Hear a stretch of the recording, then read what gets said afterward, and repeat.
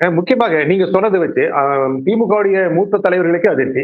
திமுக ஆதரவாளர்கள் பலர் தங்களுடைய சமூக வலைதளங்களில் தன்னுடைய கட்டுரை பக்கங்களில் நேரடியாக இத்தனை நாட்கள் திமுகவை வெளிப்படையாக ஆதரித்தவர்கள் கூட என்று இருந்தாலும் இடதுசாரிகள் விசிகா போன்றவை மதசார்பற்ற கூட்டணி இருக்க வேண்டும் என்று தொடர்ந்து இருந்து வருகின்றன. தேமுதிகவை நம்ப முடியாது. அவர்கள் தேர்தலுக்கு பிறகு பாஜக பக்கம் சென்று அமைச்சர் பதவியோடு பெற்று விடுவார்கள். இதெல்லாம் பதிவு செய்யறாங்க. நேரடியாக தன்னுடைய வலைதளங்களில் திமுக கொடியை வைத்திருப்பவர் கூட இந்த விமர்சனங்களை வைக்கிறாங்க.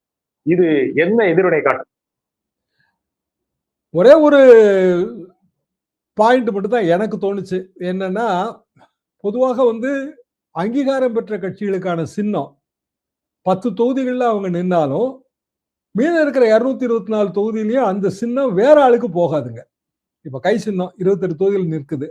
தேசிய அளவில் அங்கீகாரம் பெற்ற கட்சி. கை சின்னத்துல நீங்க நிக்க முடியாது. நீங்க சுயேட்சை வேட்பாளராக இருக்கலாம், இல்ல வேற ஒரு அமைப்போட வேட்பாளராக இருக்கலாம். அதே மாதிரி தான் முரசு சின்னம்.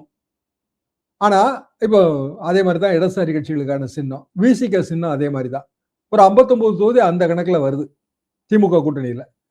மற்ற கட்சிகளுக்கான பிரச்சனை என்னன்னா, அவங்களோட சின்னம் இப்ப டார்ச் லைட்டுக்கு 2 சீட்டு கொடுத்தீங்க அப்படின்னா 232 தொகுதியிலையும் டார்ச் லைட்டு நிற்கும். அது பிராக்டிக்கல் ப்ராப்ளங்க இந்த இதுல. இந்த ஹோல் சிஸ்டத்திலே அது நமக்கு இருக்கிற பிரச்சனை.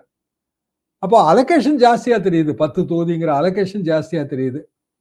அலோகேஷனுக்கு கணக்கு இல்லாமலாம் யாரும் கொடுக்க மாட்டாங்க. அப்போ நமக்கு தெரிந்ததை விட ஏதோ ஒரு இன்டர்னல் சர்வேல தேமுதிகவோட ஓட்டு வங்கி, குறிப்பாக ஒரு சமூக சார்ந்த ஓட்டு வங்கி திமுக வெற்றிக்கு உதவுங்கிற ஒரு கால்குலேஷன் இருக்கு.